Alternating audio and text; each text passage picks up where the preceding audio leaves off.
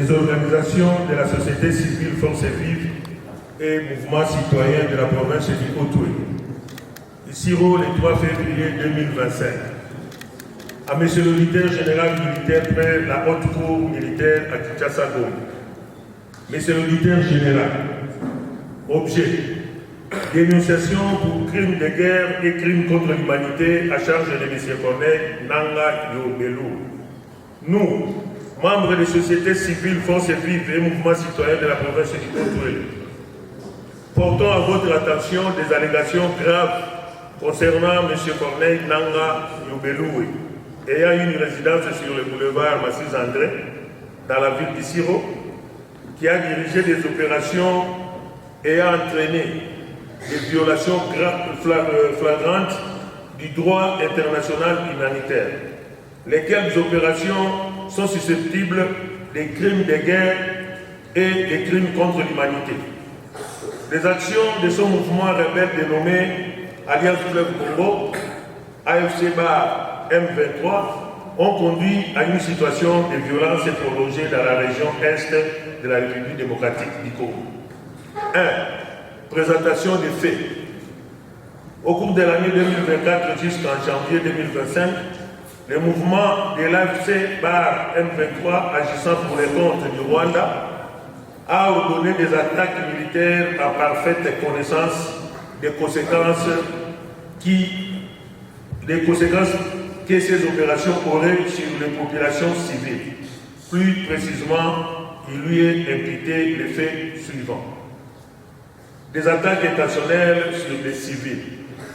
M. Corneille Nangaa, avec ses complices, a intentionnellement dirigé des attaques sur les localités de Kanyabayonga, Kirumba, Massissi, Sake, Minova et dans la ville densement peuplée de Goma, sachant pertinemment qu'elle causerait des pertes en vies humaines parmi la population civile.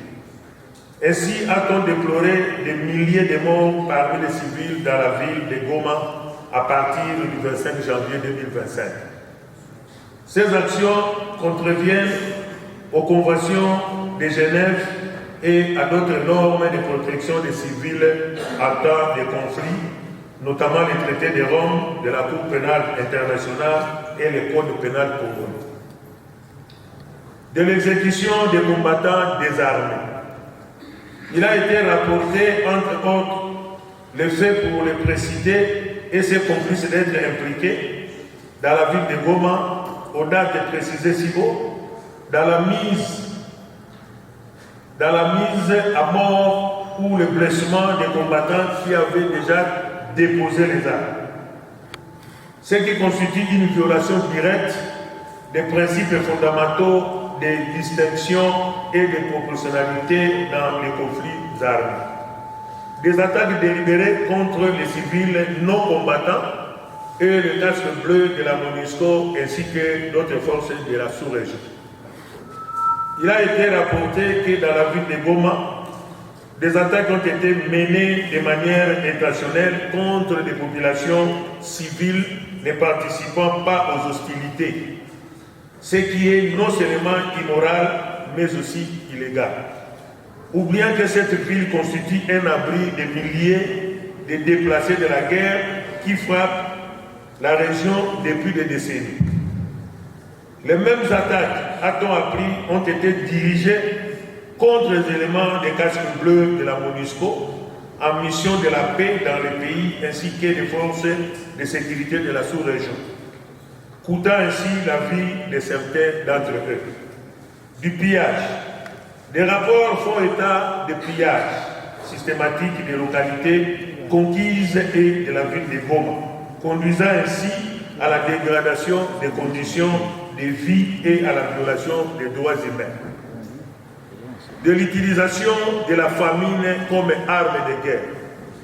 Il a été rapporté en outre comme méthode de guerre le fait pour ces derniers et ses complices d'affamer délibérément des civils, notamment dans la ville de Goma, asphyxiant ainsi la population après avoir intentionnellement bouché tous les canaux de ravitaillement. Aussi, dans leur stratégie criminelle, la population a été privée de l'eau et de l'électricité pendant plusieurs jours sans tenir compte des risques des épidémies et des maladies endémiques. Ceci est constitutif des crimes de guerre et des violations des conventions de Genève. Des violences sexuelles. Beaucoup de rapports font état d'actes de violences sexuelles avec des femmes et des filles souvent victimes de viols collectifs et plusieurs autres formes d'agression sexuelle dans la ville de Goma et dans toutes les localités qu'occupe ce mouvement. Du recrutement d'enfants soldats. Il est à signaler également les cas de recrutement d'enfants mineurs dans le rang de ces mouvements criminels sous les conduites de M. Corneille Nangaa et ses complices, ce qui nécessite des enquêtes approfondies par vos services. Du déplacement forcé des populations. En raison des violences et des conflits, des centaines de milliers de personnes ont été contraintes de déplacement dans les régions des Nord et Sud Kivu, d'autres forcés à s'exiler tout simplement. Demande d'enquête. Au regard des éléments si haut fournis, nous demandons respectueusement qu'une enquête approfondie, complète et impartiale soit ouverte par votre office contre M. Corneille Nangaa. Les violations graves des droits de l'homme et des principes du droit international humanitaire nécessitent une réponse appropriée afin de rendre justice aux victimes et de prévenir de futurs abus. Il reste à noter qu'en vertu du principe de la responsabilité hiérarchique dans la commission des faits, consacrée tant par les droits internationaux que par notre droit interne, M. Corneille Nangaa doit être tenu pénalement pour responsable des crimes commis par ses subordonnés, car ayant un niveau suffisamment de contrôle et d'autorité sur ces derniers et ayant eu connaissance de ces crimes, il a intentionnellement omis de prendre les mesures nécessaires pour les prévenir et n'a pas, à ce jour, offert à les réprimer. Nous vous remercions de l'appropriation par votre office de la présente dénonciation et de l'attention que vous voudrez bien y porter. Et restons à votre disposition pour vous fournir toute information ou preuve complémentaire qui pourrait être nécessaire dans le cadre de cette enquête. Dans l'attente de votre retour, nous vous prions de croire, Monsieur l'auditeur général militaire, en l'expression de nos sentiments distingués. Nous avons ci-dessous la liste des signataires.